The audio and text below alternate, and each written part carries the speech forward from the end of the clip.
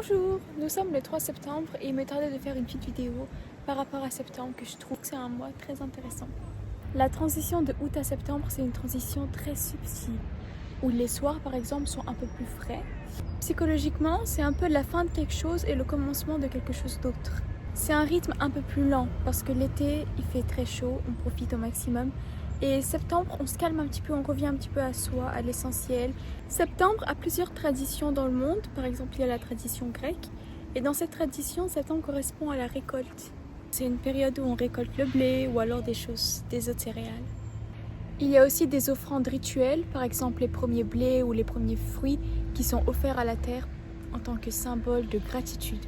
En tradition amérindienne, il y a le Harvest Moon, qui correspond à la pleine lune le plus proche de l'équinoxe de septembre. C'est en gros une pleine lune spéciale. Et septembre est aussi un moment de récolte, de partage et de remerciement pour les ressources de la terre. En tradition chinoise, ils ont aussi des récoltes, des partages, des repas de famille et de la gratitude. En tradition romaine antique, septembre correspond à des récoltes aussi, mais aussi de partage et de protection de l'abondance. Ils font par exemple des offrandes pour attirer protection et abondance dans le foyer. En tradition nord-européenne, ils font aussi des récoltes d'herbes sacrées. C'est un rituel qui met en lien avec les esprits de la nature et c'est une transition entre lumière et ombre.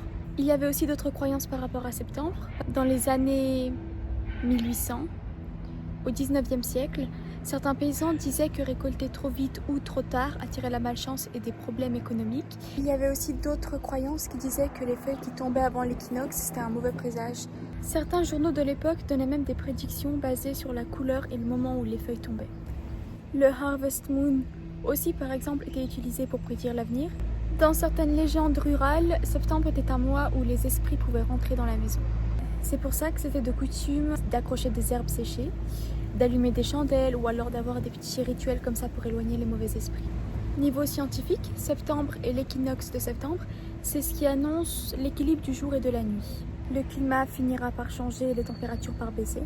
Et il y a certaines constellations et certains phénomènes astronomiques qui sont visibles qu'en automne.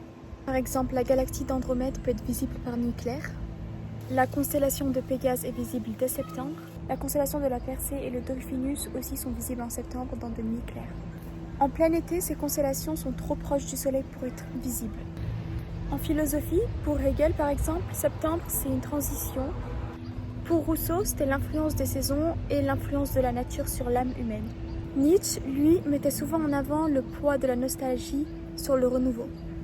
Pour septembre, ce qu'il y a de positif, c'est le fait que c'est un nouveau départ et aussi l'abondance. Septembre nous permet d'avoir plus d'abondance, notamment en matière de récolte et de la terre.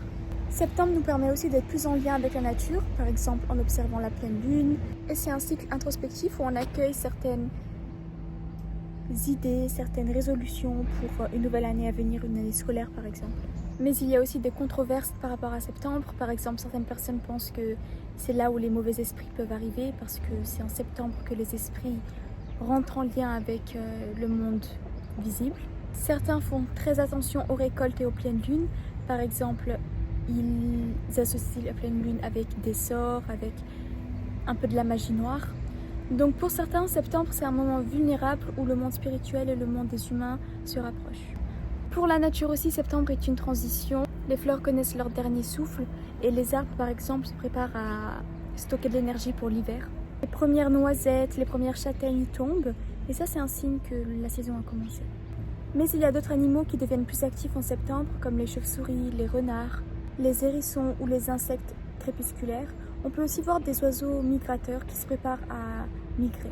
En art, Van Gogh par exemple, il représentait souvent septembre avec des champs de vignobles et des couleurs chaudes qui représentent justement septembre.